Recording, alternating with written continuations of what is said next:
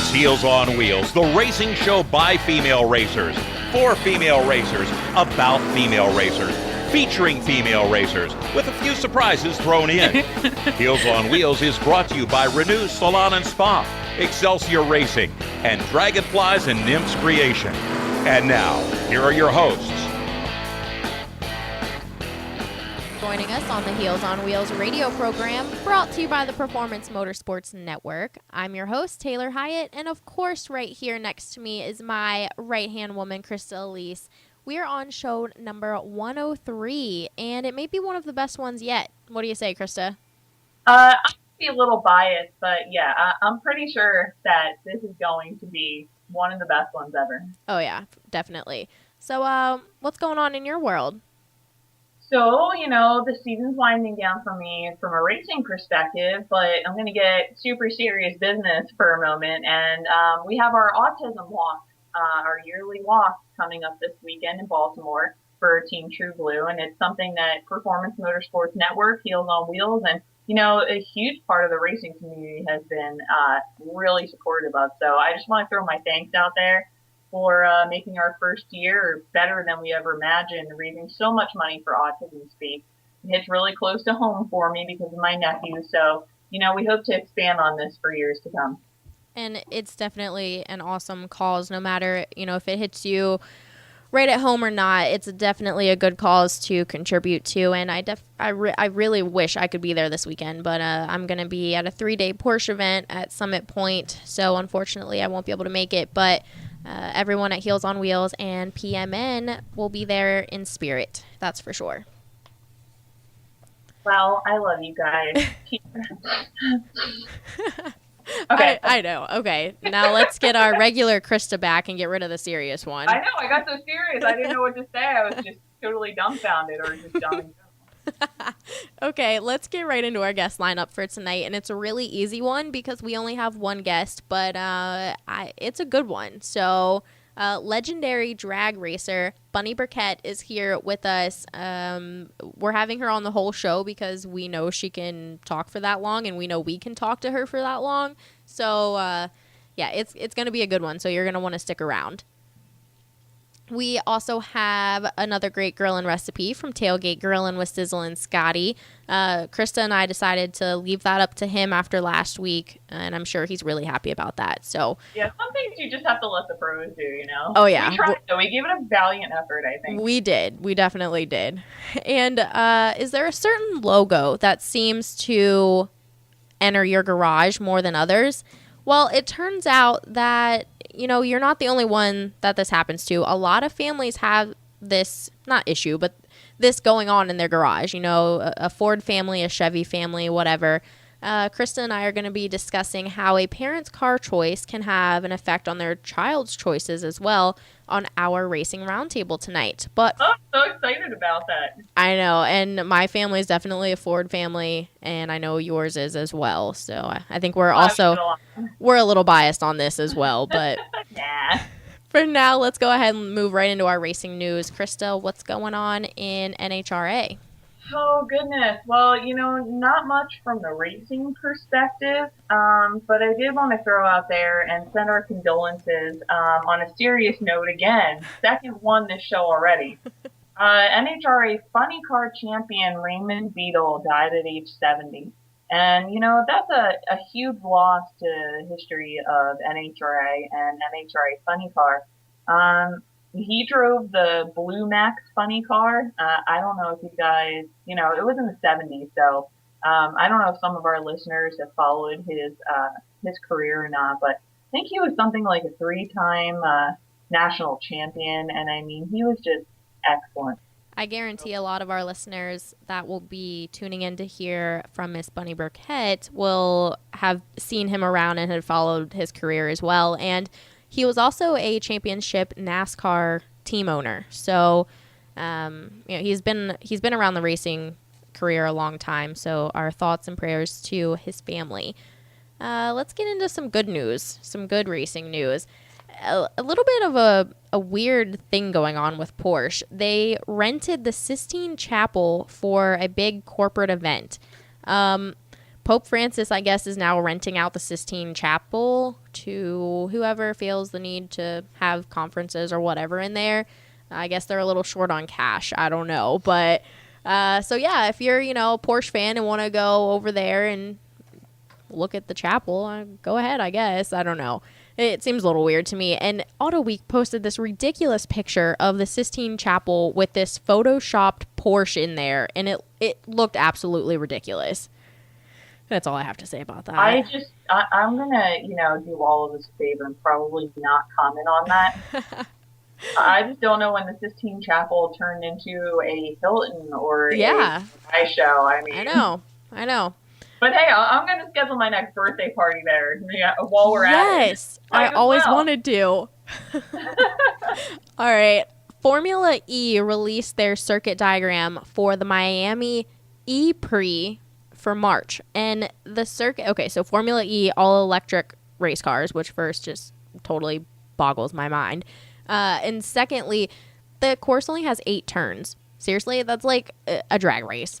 No offense, Krista, but it's a drag race corner to corner with only 8 turns. Most of these, like Formula One tracks, are 10 to 14 turns at least. So, I don't know, it may be a little boring, but it is going to be in Miami, which is cool.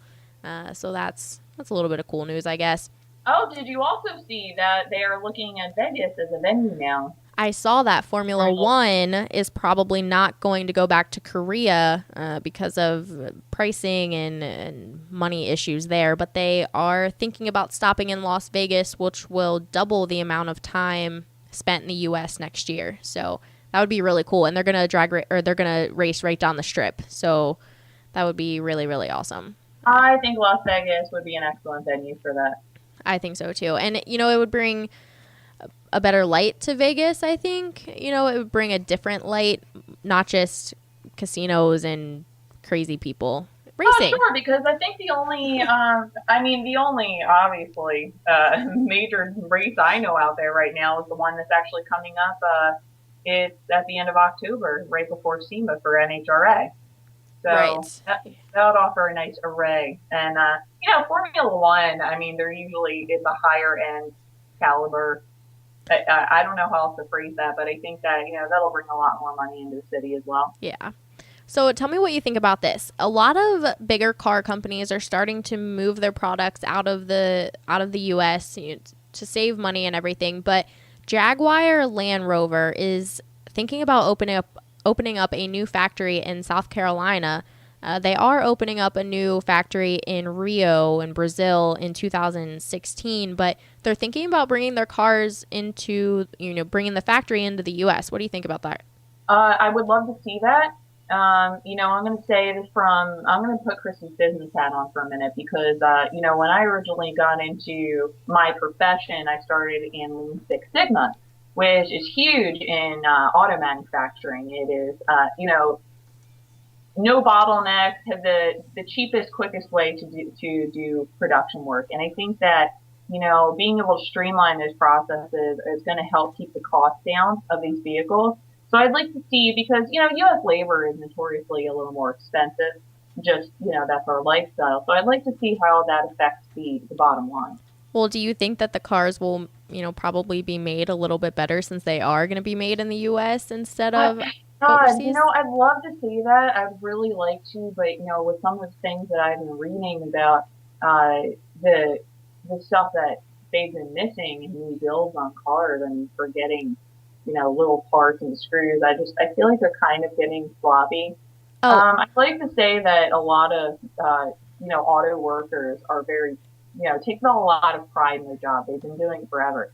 So I'm going to be optimistic and say, yeah, I think that, that'll keep people motivated to, continue to do better. Okay, and we have to play a new game, and it's called Guess Who Just Put Out Another GM Recall? Seriously, another recall. Not word. I can't even begin. I don't even know where to begin with this, but it was more than just GM this time. It was actually the airbag company, I guess. So it's BMW, Toyota, GM, a lot of different car companies, but GM. You know what? I'm going to just throw this comment out there because, as you know, the Ford 2015 Mustang was just released, and they just recently already had a recall on their passenger seatbelt. However, this recall only affects 53 total cars that were produced. And, you know, you have GM fans hopping on this, like, you know about constant battles Oh, yeah. GM and Ford. Like, hey, look, it's not just GM. Ford did another recall and down on road dead. And we're like, hey, guys, it was just like, it was a seatbelt. It wasn't, didn't blow up like your car. Yeah, it doesn't. Just throwing that. It doesn't spontaneously catch on fire or anything. Don't park it in your garage because it might catch on fire. We don't know, but it might. All right, so let's talk about the Audi RS7 that drove itself around the track using GPS and 3D cameras. And I think, Krista, you sent me this link this morning, and then I saw it again later during the day. But seriously, this car drove itself around the track using 3D cameras to not run off the side of the track, and GPS, they put in the exact run of the track, and it really drove itself. It freaks me out a little, I'm not going to lie. Hey, so when are all those major drivers that fight on the track going to become obsolete, and then they're not going to be able to fight anymore? Hey, now you're catching on. Act like normal human beings. Speaking of fighting, Kurt Busch and Ryan Hunter-Reay are joining together to represent. Maybe if I can talk. Are joining together to represent Team USA in 2014 Race of the Champions. It's at Bushy Park Circuit in Barbados on December 13th and 14th. So I think it's cool that we're getting two different types of racing going together to represent USA. So best of luck to them. I'm glad they picked Kurt Busch instead of some of the other drivers on the NASCAR list. That's for sure. That's neat because generally I think Barbados is really big in drifting and drag racing. Yeah, that is a little weird that it doesn't, that they didn't pick someone from that type of racing. But I think these are two really big names, and Ryan Hunter-Reay won the championship last year, so they have some big names. I want to mention here real quick, if you're into old-time cars and old-time trailers, the California RV show in Pomona is having this big show of the old 70s type trailers, the Airstreams or Jetstreams or whatever they are. I don't know what they are. Big tin cans is all I know. But the Airstreams. Yeah, they're super popular still, and for good reason. They look like big Twinkies. Yeah, and that is coming back, apparently. I read an article, and everybody wants these old trailers, and I'd rather have a brand new one with lots of cool stuff like DirecTV. Okay, I gotta say, I got an RV, that we're using to tote around to the track next year, and it's from like the late 90s, and I don't have DirecTV. I got a big box TV from like 1993. Nice. All right, upcoming this week, World Rally in Espana. NASCAR Sprint Cup and Truck Series is at Martinsville. It's the first race of the Eliminator round for NASCAR Sprint Cup. And if you're looking to watch some good racing, I don't know if you're going to find it there, but you might find a good fight. Just saying. Next week, NHRA is in Las Vegas. Formula One, Austin, Texas, Circuit of the Americas. That's going to be a really good race. And NASCAR, Sprint Cup, Nationwide, and the Truck Series are all at Texas Motor Speedway. So a lot of big things going on in Texas next week. That's all for us right now. We will be right back after a short break. On the air, you may know me as the man about motorsports. Actually, I've been the man about insurance for over 30 years. With one call, I can cover your life, health, auto, home, and business insurance. Recently, I saved a young couple over $500 on their annual car insurance bill. No gimmicks and no green lizard. So if you think your insurer is really your good neighbor who is on your side because he is holding your money in his good hands, think again. Call me, 703-631-8000. I have dozens of insurance companies waiting to give you the protection you need and deserve. It may take more than 15 minutes, but you'll receive sound advice, quality professional service, and an honest opinion. That number again, 703-631-8000. Ask for Larry O. Automotive enthusiast, have you modified your ride and want to see how much horsepower it'll put down? Look for bragging rights amongst your buddies whether you're running big boost or a big block. RP Performance has your answer. Featuring a state-of-the-art two-wheel drive Dyno Dynamics chassis dyno, RP Performance can measure your current power or help tune your car for maximum power. And for you power junkies, want to drive a fully prepared race car flat out around one of the East Coast's finest road courses? RP Performance also offers race car rentals for all your track day events. Host your next corporate team building event with the need for speed. Gift certificates are available for dyno services and track car rental. RP Performance is located at Summit Point Raceway, just minutes from Winchester. Visit them online at rpperformanceracing.com or call 304-728-6749 for more information. RP Performance, your Mazda Street performance and racing specialist. Did you know that birthday parties help build confidence in kids? Yeah. Did you know that giving kids less sugar before bedtime helps them sleep better? Oh, totally. Did you know that friendly kids have more friends? Everybody knows that. Hey, guys, did you know that most people think they're using the right car seat for their kid, but they're not? I didn't know that. Parents who really know it all know for sure that their child is in the right car seat at the right age and size. Visit safercar.gov/the right seat to make sure your child is protected. Brought to you by the National Highway Traffic Safety Administration and the Ad Council. You got it locked to Heels on Wheels, the PerformanceMotorsportsNetwork.com, a member of the Scorpion Radio Group. Now back to the women wearing the driver's suit. We're back with Heels on Wheels on the Performance Motorsports Network with our first guest, the legendary Bunny Burkett. Thanks for taking your time out of the day for us and being on the show tonight. How are you? Oh, I am doing terrific. Thank you for having me. No problem. We are definitely glad to have you on. Why don't you start by telling us a little bit about yourself for the people listening that may not know who you are, and how you got started in the motorsports and racing industry. Well, I am Bunny Burkett, and I started racing in 1965. Next year, 2015, is going to be my 50th anniversary in the sport, and I have enjoyed a tremendous career, and it all started with going to watch a drag race when I was only 15 years old, and I told the boy that I was with then on my first date that I wanted to do that one day, and he gave me the wrong answer. Girls can't drive. Oh, no. So I said, okay, well, we'll just have to see about this. Oh, my gosh. That's exactly what we done. We got married, bought a new Mustang, went racing, bought it on Thursday, went racing on Friday, still married to him today of 53 years, and I never looked back. Oh, my gosh. Okay, Taylor, now you know why she's one of my favorite. And she started out with Mustangs. And Yes. like I said, I might be a little bit biased. I'm really just surprised that you didn't kick him to the curb when he told you couldn't race. Well, I handled it in a different manner. I looked at him and I batted my long eyelashes that I had back then. And I said, well, you know what? You can teach me how to drive, can't you? Of course, he hopped right on that, and if you let him think it's their idea, it's easy sailing then on.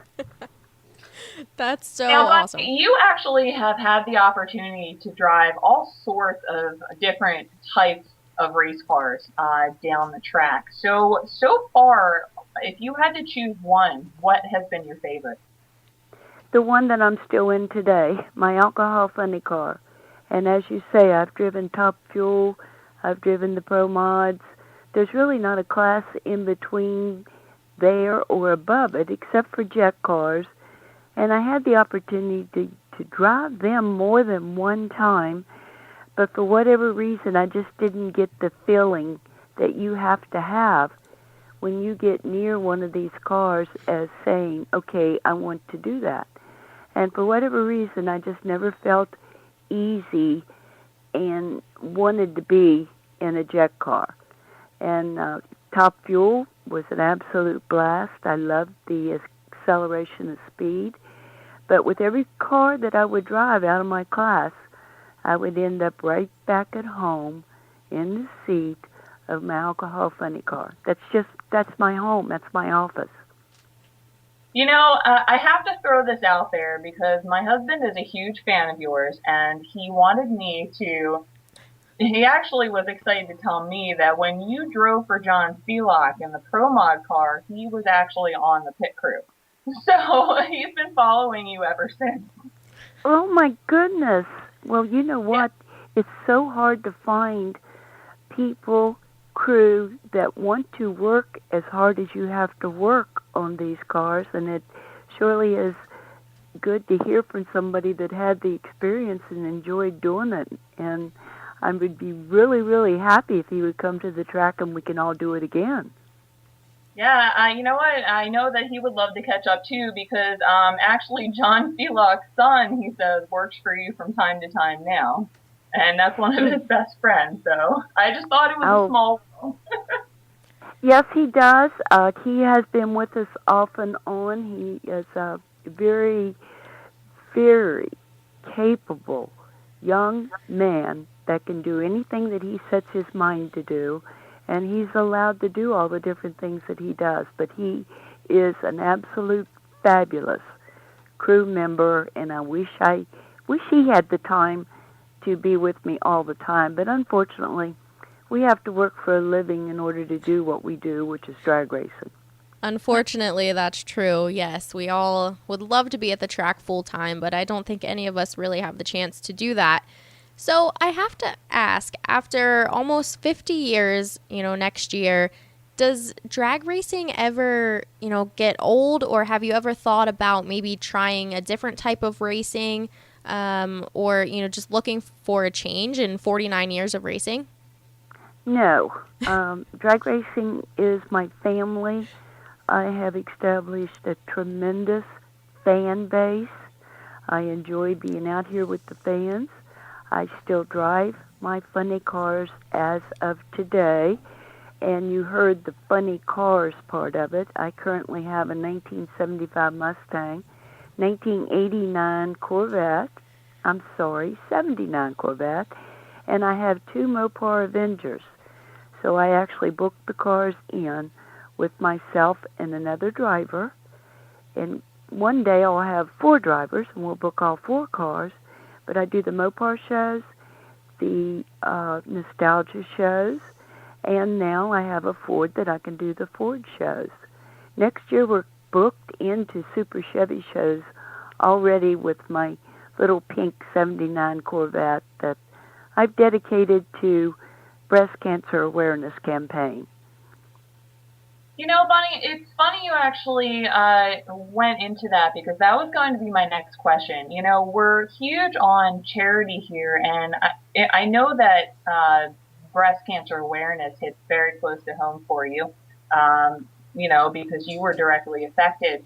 So tell me about some of the charity work that, that experience has helped you to get into.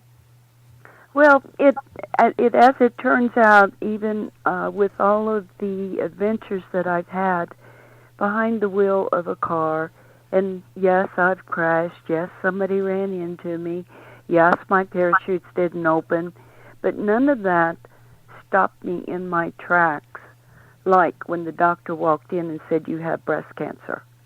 I am an 8-year, 1 month, 16 days, double mastectomy, breast cancer survivor, and that has become what I do out there now, is talk to all of the ladies.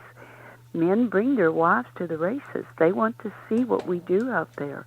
And if I have just the chance to talk to one of them and coach them into being aware of their own body, then I'm doing the mission that God has left me here to do.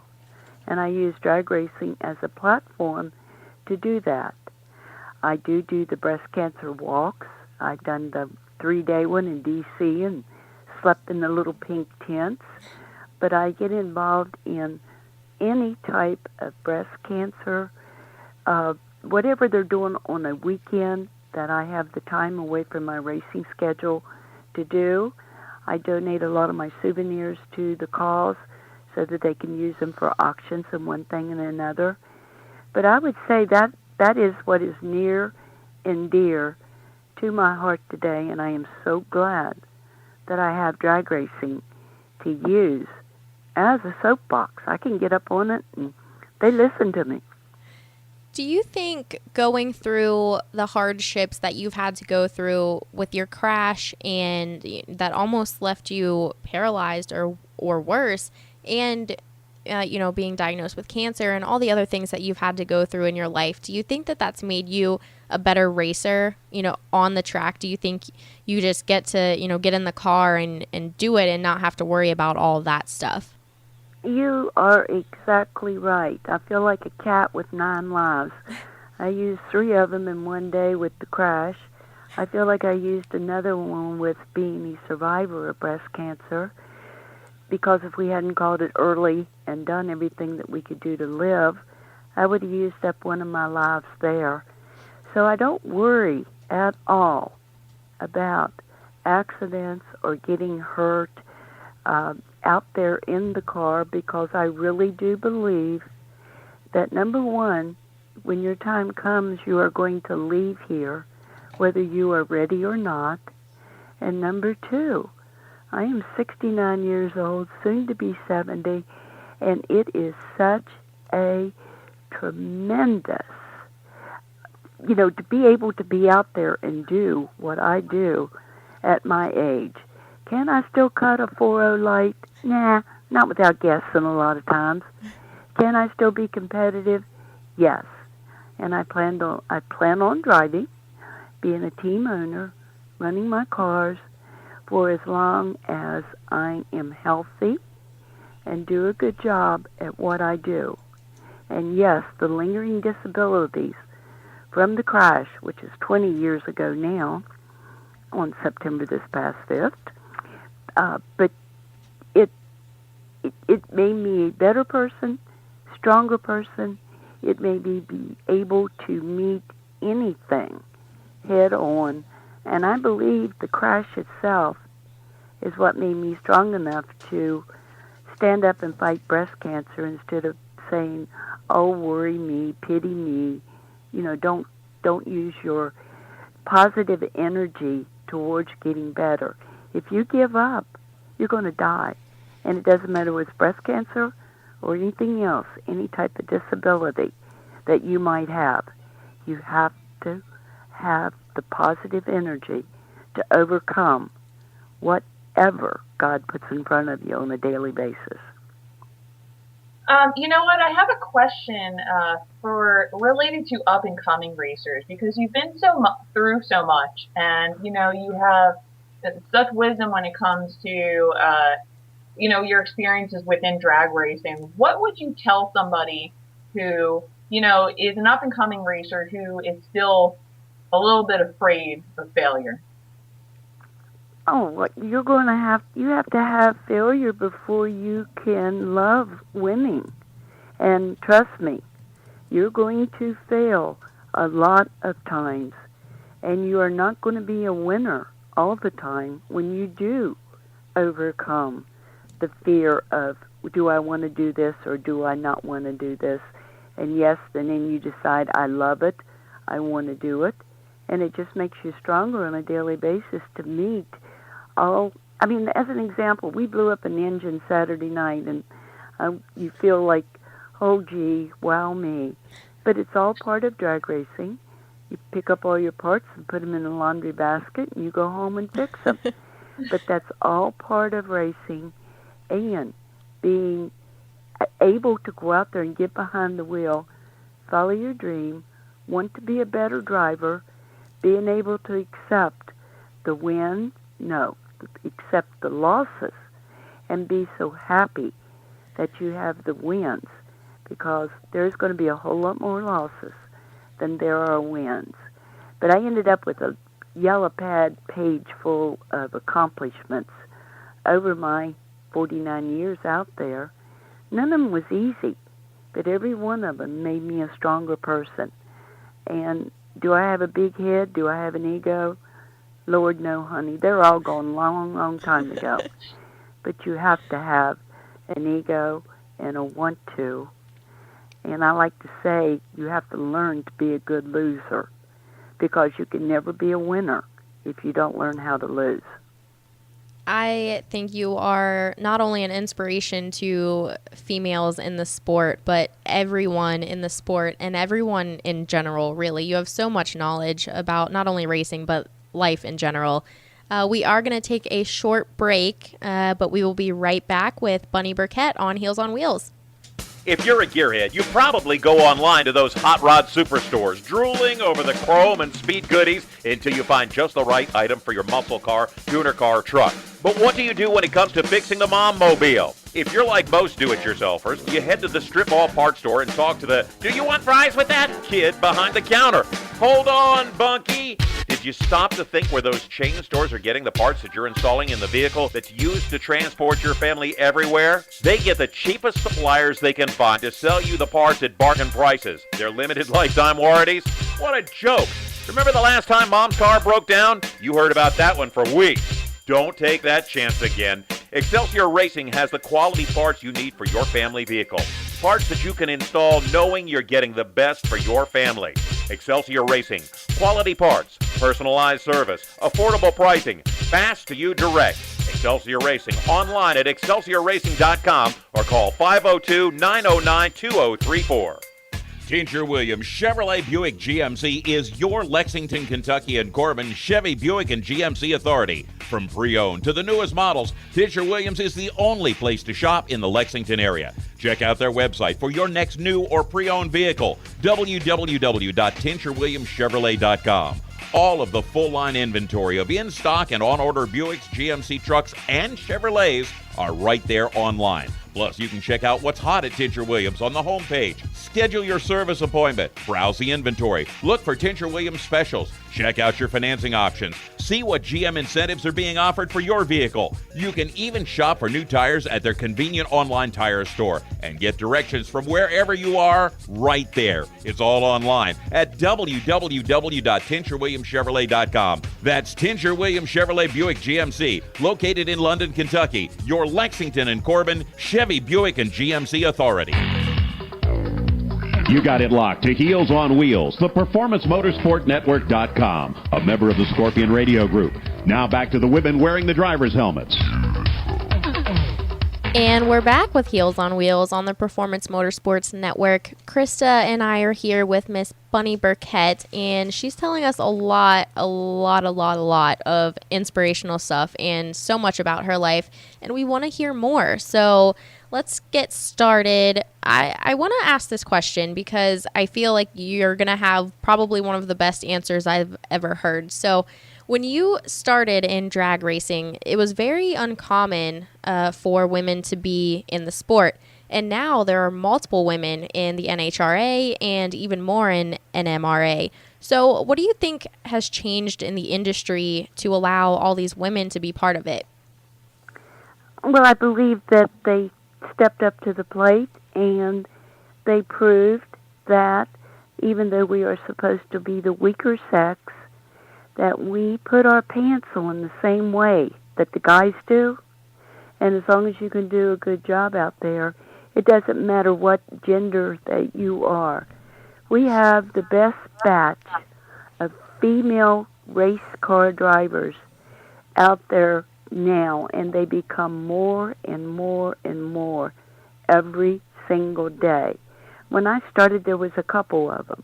Myself and Shirley Muldowney will be proud to take first place, second place.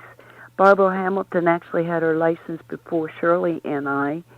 But to be out there and be a female in the sport now, it is not, uncommon. We have one of the best, like I say, we have the biggest growth of female drivers out there now, and all of them are good.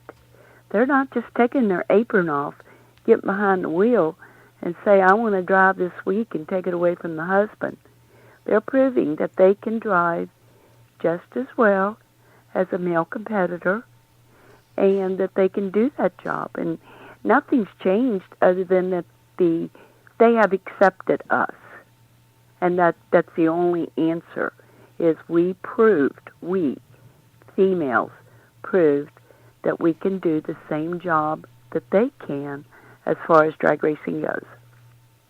Why do you think, from other racing genres, from that perspective, that there are more women within drag racing successful versus, for example, maybe NASCAR or Formula One? I believe that they have not reached the same plateau that we have reached in drag racing. I believe we started out in drag racing maybe a little bit earlier than they did in the other fields. Also, we have drag racing and a lot of drag strips all over the nation.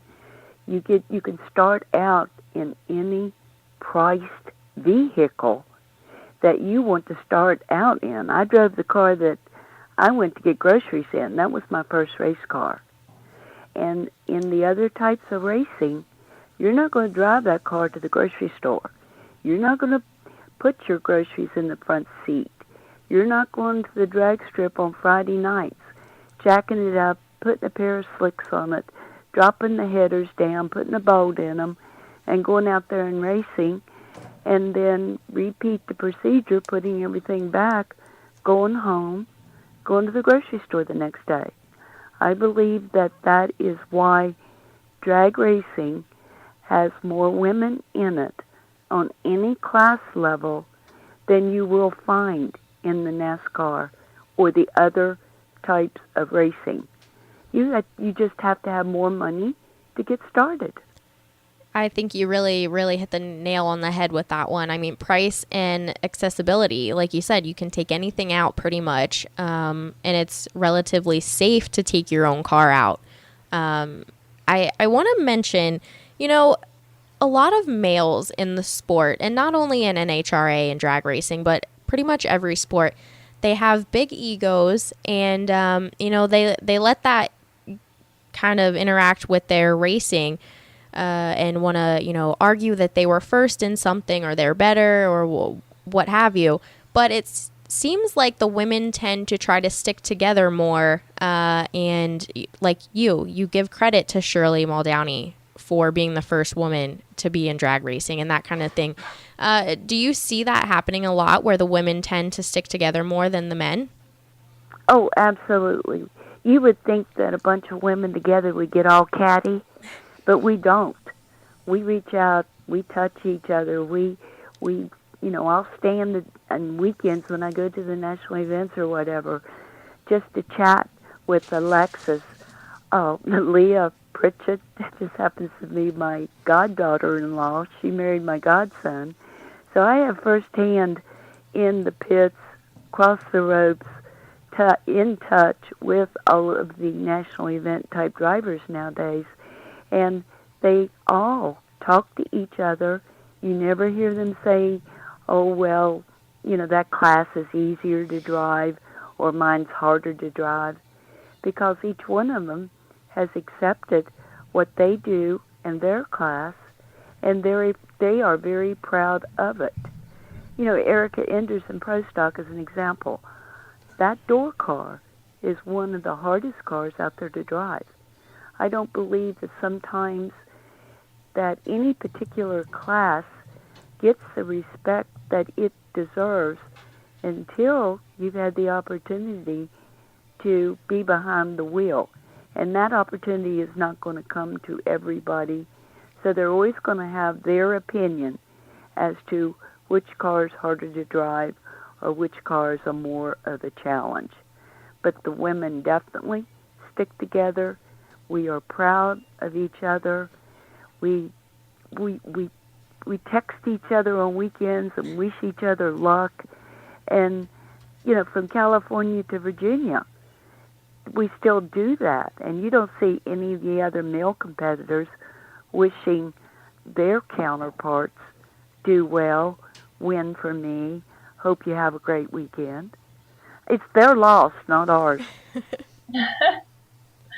And looking towards the future, not only in, drag racing, but any sport, I hope that really never changes. And also looking towards the future, you've done so much with your career already. If there was one thing that you had not gotten the opportunity to partake in yet and would like to, what would it be?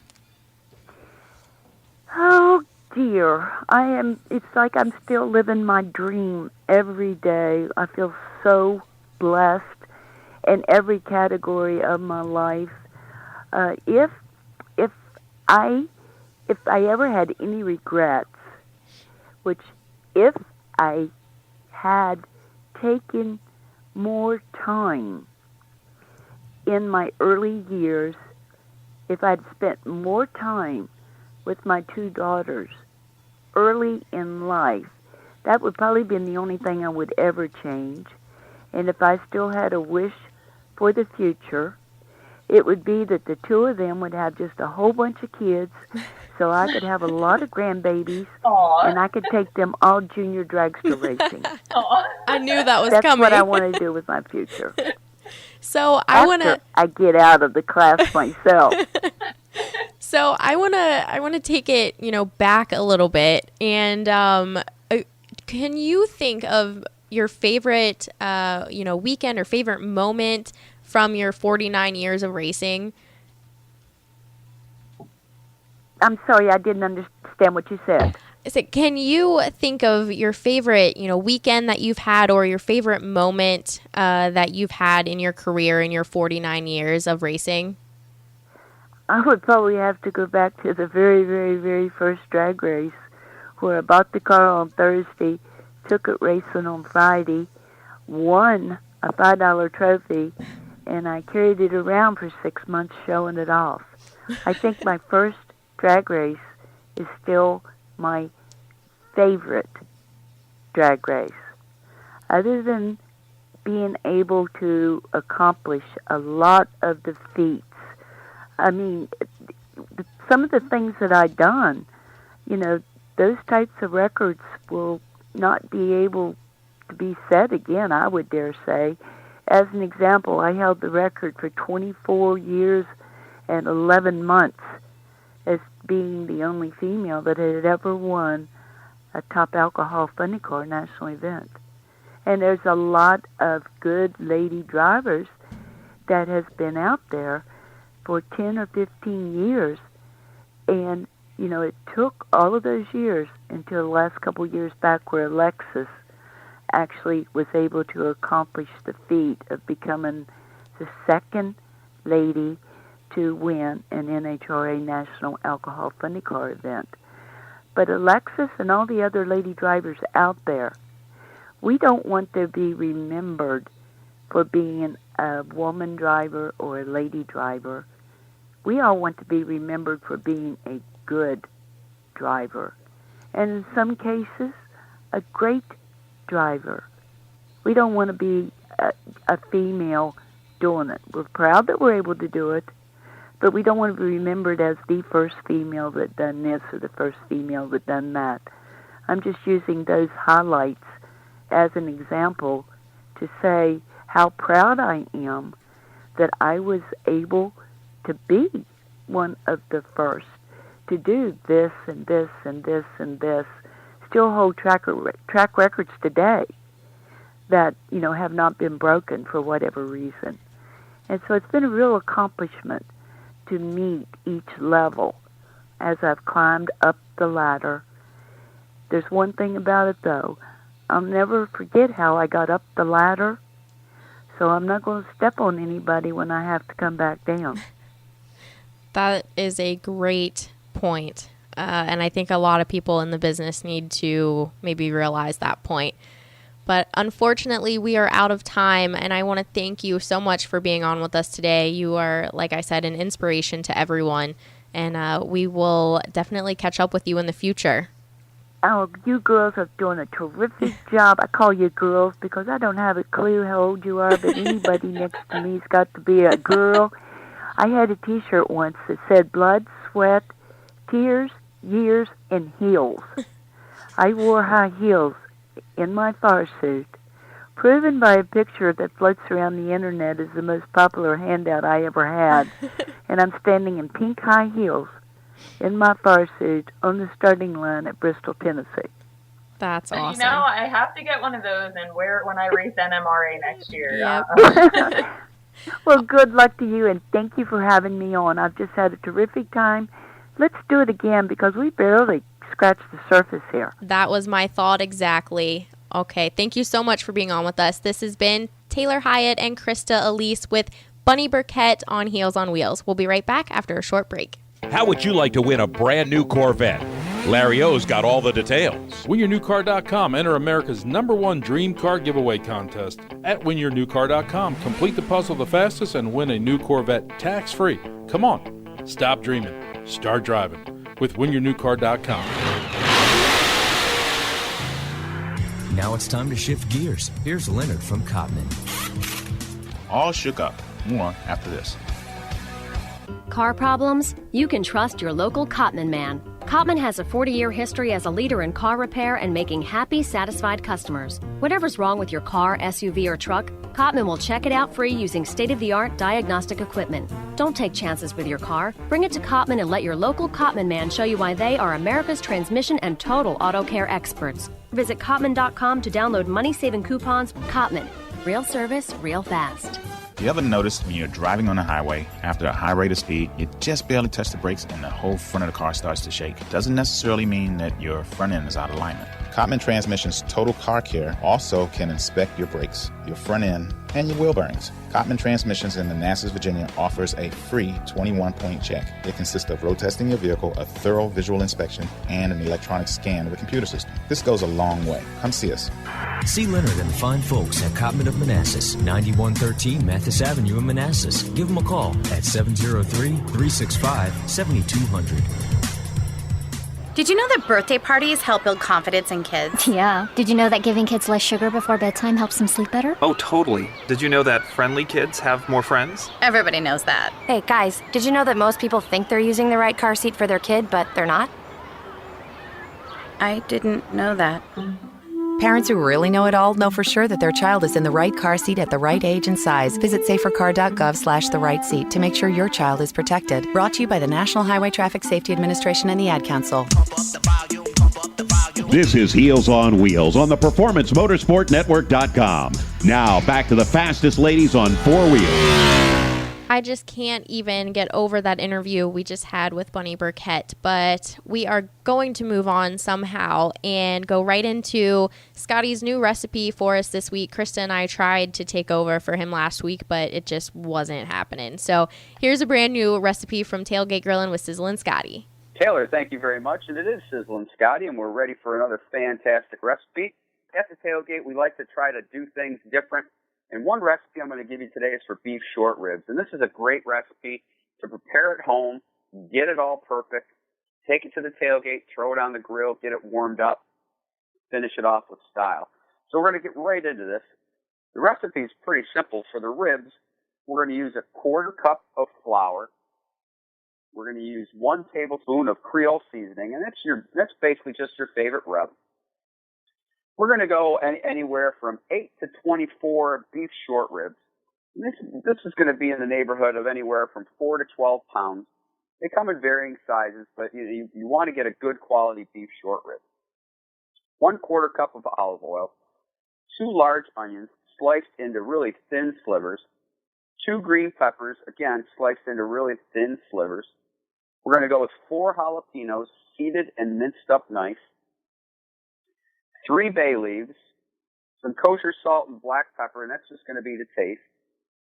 4 large cloves, we're going to mince those up really nice. 2 cups of dry red wine. We're going to go with 2.5 cups of your favorite barbecue sauce, 2 teaspoons of dry thyme, 1/2 cup of water. Now what we're going to do is we're going to preheat our oven at home to 325. We're going to mix up the flour and the Creole seasoning, and we're going to roll the ribs around until they get a nice coating on it on all sides. Now we're going to fire up a nice skillet over medium-high heat. And we're going to add the oil. We're going to brown the ribs until crusty on all sides. That's going to be about 5 minutes per side. You can do this in batches, and that's not a problem at all. Move the ribs to a baking sheet just big enough to hold them close. And you want to give them a little bit of room to move around, but then what we're going to want is just that nice cohabitation in that pan. Now we're going to pour off all but about a tablespoon of the hot oil from the skillet And we're going to toss in the onions, the green peppers, the jalapenos, the bay leaves, and we're going to cook that, scraping in all those tasty brown bits that have been clinging to the bottom of the pan from when we pan-seared the short ribs. We're going to season with a pinch of salt and a dash of pepper. We're going to cook until those are soft and light brown, and then we're going to add the garlic at the very end. We're going to cook that about a minute more. Then we're going to pour in the red wine, and we're going to let that bubble up for about a minute while scraping that skillet again to get all that good flavor that might be baked onto the bottom of that pan. We're going to add the barbecue sauce, the thyme, and the water, and we're going to let that simmer for a couple minutes until that's all blended up nice. Now we're going to douse the ribs with the sauce and cover the pan snugly with foil. We're going to bake that for about 2 hours. We're going to remove it from the oven and uncover, skim off any of the fat that might be floating on the surface, stir up the sauce, and taste for seasoning. Give the ribs a flip, cover them up again, pop them back into the oven for about another half hour or so until they're really fork tender. Pull the ribs out of the oven, fish them out. We're going to discard the bay leaves and reduce that pan sauce if necessary. You want it to be nice and thick. And then what we're going to do is we're going to put that in a nice aluminum foil pan, and we're going to cover that up, put it in the fridge, and we're going to take that to the tailgate when we're ready. Now, when you get to the tailgate, find a nice spot on the grill where it's medium high, but it's indirect heat. We don't want it over anything that's too hot. Got it covered up, and use probably about 15 to 20 minutes to warm that through. And then take those out, serve those up 2 to a person or 1 to a person. The nice thing is you've got that bone to grab onto. You've got yourself a fantastic short rib, nice and tender with a lot of flavor that's really going to give your party goers a really great treat. Now, this is the time of the year when things are starting to get a little cold and chilly. So you've got this nice, really hearty beef rib, and it'd be really nice to serve with a nice dark beer, maybe a pumpkin ale that's really popular this time. But something nice and dark, even a nice stout, just to really finish this off and really complement that short rib. You can find all of our recipes on my Facebook page, which is Tailgate Grillin' with Sizzle and Scotty. Give us a like and let us comment, and let us know what you'd like to hear on a future show. Taylor, thanks very much, and back to you. All right. Thank you so much, Scotty, for that great recipe. Always a great recipe. Next, let's move right into the racing roundtable for tonight. And we want to discuss, do the choices of the car that the parents choose... Wait, let me start over. Does the car that the parents choose influence what car the kid will pick? Right, Krista? Right. Yeah. Yeah. That's actually the article that I thought. Confusing. Yeah. Okay, explain it better than I can. Okay, so what they're really trying to ask and what the article was about is the influence that a parent's choice of vehicle has on what their child will end up choosing in the future. You know, they say that parents have a huge influence. I mean, it's already been proven on every other aspect of a child's life and in the early years. So do you think that it will also have a heavy influence in a car choice and or loyalty to a badge? So what is wrong with me today, Krista? I don't know. That interview has me all kinds of messed up. Anyway, the research was done by Michigan State University, and they found that more than 39% of kids are more likely to buy a particular brand of automobile if their parents bought that brand. And I would say that that's really true, and I would think that it's even higher than that. I mean, my family is a Ford family, always has been, and I fall right into that category. I know, Krista, you do as well, and Katie P., who used to be on our show, her family is nothing but Chevy, and that girl is die-hard Chevy, let me tell you. So, I mean, I would agree with it. Well, let me go into some of our listener comments. We have a couple really good ones today from Chad Thomas, Deborah Kearns, Bob Steele, and Jennifer Awad, and also our lovely Taylor is wondering who has a Prius. So everybody pretty much says that, yes. I mean, they posted pictures of, Chad says his dad was, a Mustang guy, and he's the reason he got his. And Deborah says one of her daughters has a Mustang, one has a Jeep, and Deborah has both of those cars. And Jennifer's dad had, Fords as well. And, I'm going to put my own 2 cents in here to kind of play devil's advocate because I like to be a pain in the butt. And I'm going to say when I chose Mustang, Mustang was my first real car. I did not know at the time that my dad was a Ford enthusiast. I chose that, because I saw some kids at school driving them and I liked how they looked. I knew nothing about cars. And, at the time, he actually had like a 93 Camaro, like a mullet mobile. Straight out of, nice. Business in the front, party in the back type car. Oh, yeah. So I think that now my choices, now that I know that he's, diehard Mustang, I mean, it kind of makes it more personal for me. So I think that I'm going to agree with you when you say I think the percentage is way higher than what they have in the article. I agree, absolutely. But then, like me, I would love to own a Ford, a truck, actually. Yes, I live in Redneckville. It's okay. Yeah. I would love to have a Ford. I would love to have a Mustang, but I can't afford it. So I have to go with the cheap stuff and buy a Mazda.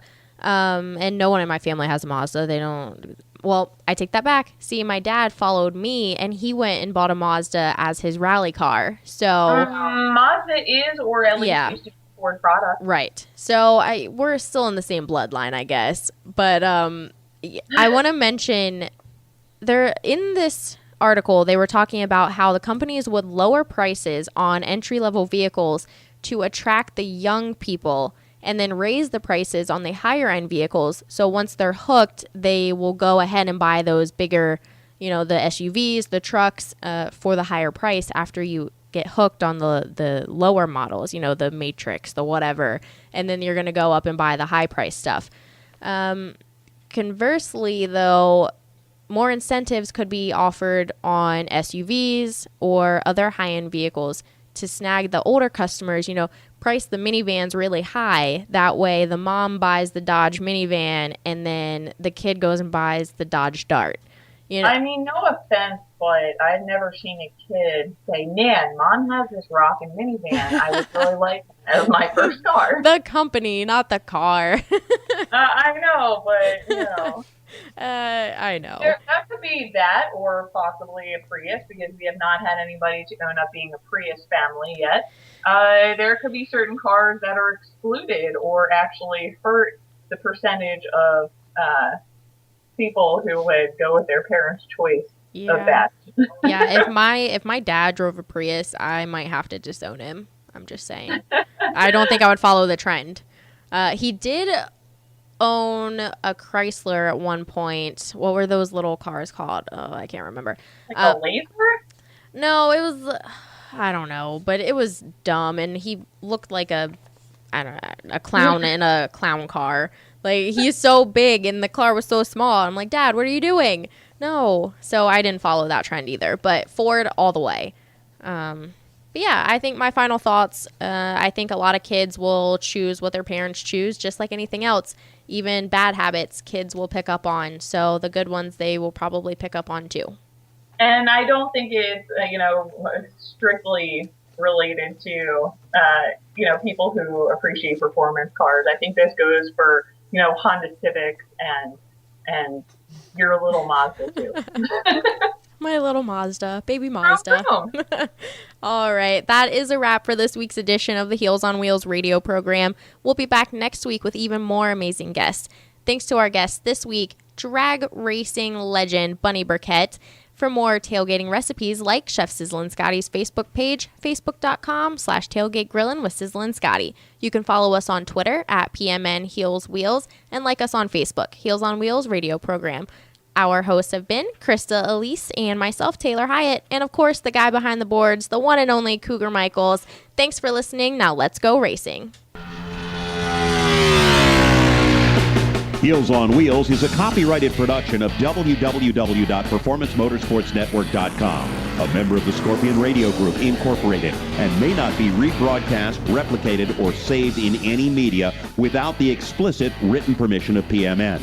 Check out our Facebook page, Heels on Wheels Radio Show, or our section on the PMN website. The opinions expressed on this program are those of the host and guests and do not necessarily reflect those of the management and ownership of either PMN or Scorpion Radio Group Incorporated. Be listening next week as the fastest women on the planet rev it up and talk racing.